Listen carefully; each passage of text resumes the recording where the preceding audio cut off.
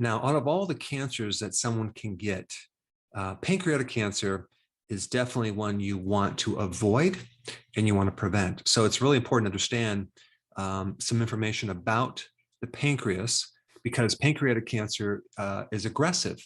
And by the time you know you have it, a lot of times it's spread to other organs, and it's almost impossible to reverse. So first, let's go through the signs and symptoms, and then we'll talk about what the pancreas does and some other things that can help you avoid cancer of the pancreas. Now, the number one or top symptoms are very, very vague and non-specific to the pancreas. So you wouldn't normally associate those symptoms with the pancreas at all, because they're number one, weight loss, number two, loss of appetite. Now, a lot of you watching have done the ketogenic diet and you've lost weight and you lost your appetite. That's completely different. We're talking about a person who's doing nothing to their diet, no changes, and all of a sudden, out of the blue, they start losing weight and they just lose their appetite. That's when you need to be aware of, something's not right. Other symptoms would be general fatigue, upper abdominal pain that radiates to your back, usually on the left side up here. Also, it could be around the back part, which is opposite to the pancreas, which is kind of like right in the middle of the lower chest area, slightly to the left. That's where the pancreas is. It's right underneath the stomach. So you can have pain there as well. Your pain also increases when you eat food. Okay, we'll talk about why that is. You might have bloating. You might feel nauseous. You might have symptoms that you're not digesting well, which we're going to talk about why that is. And your stool could be loose. It could be kind of greasy, bad smelling, leave skid marks inside the toilet bowl. So all of these are signs and symptoms that you could potentially have pancreatic cancer, but it could also be other problems with the pancreas, pancreatitis. It could be something else called an exocrine insufficiency, where a certain part of the pancreas that makes enzymes is not producing enzymes. We'll talk about that. It can also be inflammation of the pancreas that's caused because of the certain bile ducts and the pancreatic ducts are blocked from sludge. So it may be a stone, but it may not be a stone. It could be very, very thick bile material, because the bile material that's going through these ducts are a combination of cholesterol and bile. So you have to have the right ratio to make it flow. If you don't have enough bile, the cholesterol sludge becomes thick, and then it creates a pressure in the ducts, and that backs up in the pancreas, and that can cause the pancreatitis. What happens when you obstruct the flow of the pancreas, of things coming out like the digestive juices, some of these enzymes can actually start to digest the pancreas itself. So your body is digesting itself, and that's creating the inflammation. Other causes of pancreatitis would be alcohol, that's a big one, or diabetes. Now, let me just kind of explain what the pancreas does so you can kind of wrap your wits around this. And I'm going to try to do it in a really simple way. The pancreas is interesting because you have two different types of glands that exist in an organ. So we have this pancreatic organ that's composed of two different types of glands. So you have the endocrine part, that's the hormone part. So the pancreas makes hormones. And then the other part is another type of gland called the exocrine part. And the exocrine part makes the enzymes. Most of the pancreas is exocrine, okay?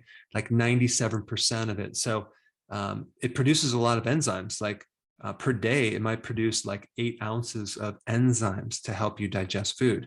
We're talking about enzymes to help break down carbohydrates, fats, with the help of bile, of course, and proteins, okay? And so every time you eat, the pancreas has to predict what you're eating and get ready and make these enzymes and then release them at the right time as the food comes from the stomach into the small intestine. So the purpose of the enzymes is to allow you to extract nutrients and fuel from the food that you eat. Now, the exocrine part of the pancreas also releases other things too, one being something called bicarbonate. Now, you probably know a baking soda, that's sodium bicarbonate. Well, this is similar. It's just a bicarbonate that helps neutralize the acids coming down from the stomach, because normally the small intestine should be slightly alkaline, and the stomach should be very, very majorly acid. So we don't want that strong acid to put a hole in the small intestine as it's coming through. So your pancreas helps out and it adjusts the acid to make it the right pH.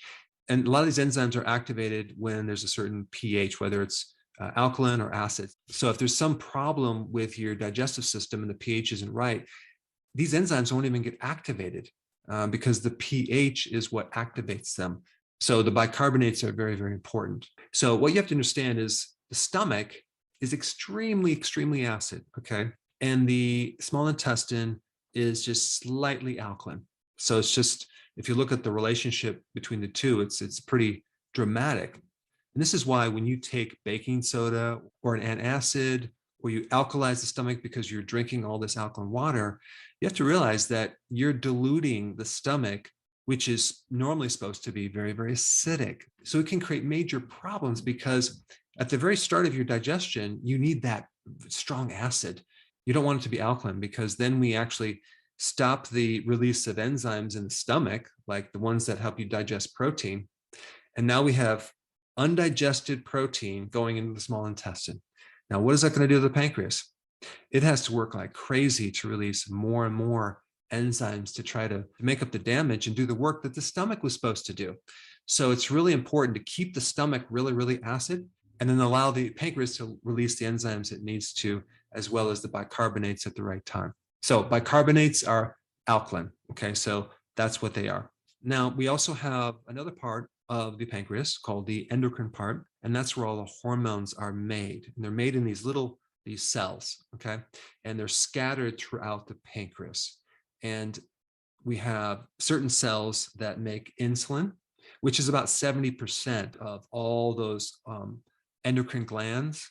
70% is insulin, okay? And then we have other cells that make another hormone called glucagon, and that kind of does the opposite of insulin. So if we look at insulin and we look at glucagon, so insulin has everything to do with storing glucose, okay, and also reducing blood sugars. So it takes glucose out of the cell, and it also puts it into storage as stored sugar in your liver and your muscles called glycogen.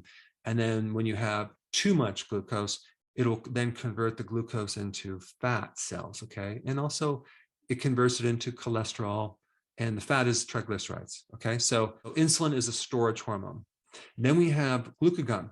Glucagon does the opposite. It actually releases that stored glucose. And once you do that, it releases the fat for energy. So insulin is triggered when you eat, and mainly carbohydrates, but also somewhat protein.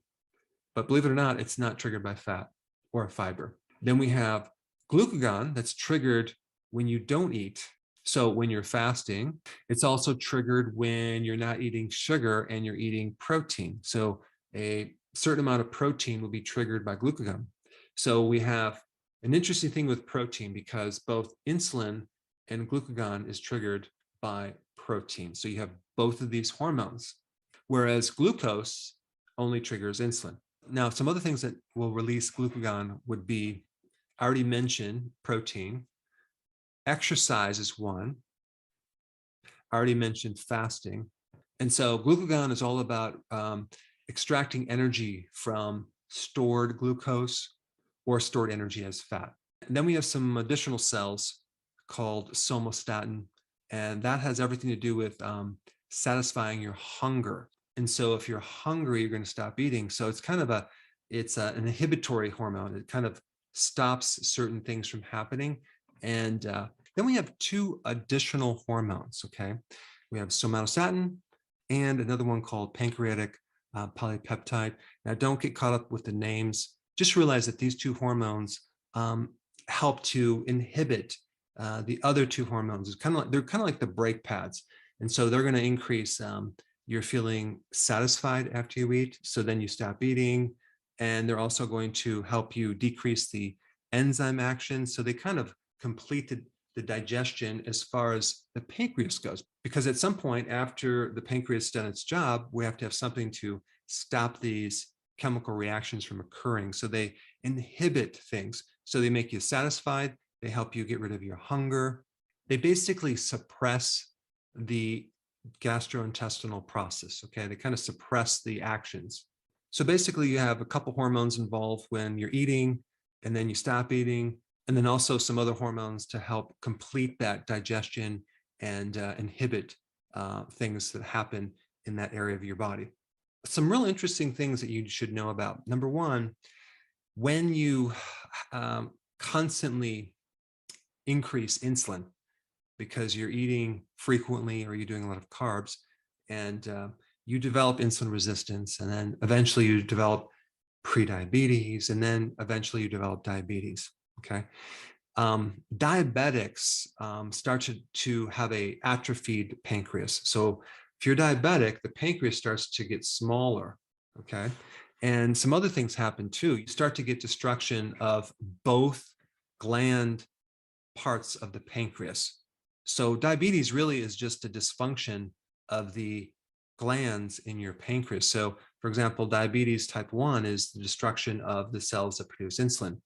And even type 2 is a major dysfunction of the cells that make insulin. But also, and this is what a lot of people don't realize, that insulin does greatly affect the enzyme production of the pancreas. Okay, so the exocrine part of the pancreas is significantly affected. This is why diabetics over time have a lot of digestive problems. They cannot extract the fat soluble vitamins that well from the food they eat. So they become deficient in vitamin A, which they need for the eyes, vitamin E for the heart, vitamin K, vitamin D. And so all of these vitamins are going to be on the low side because the enzymes are not released that well. And so diabetics get bloating.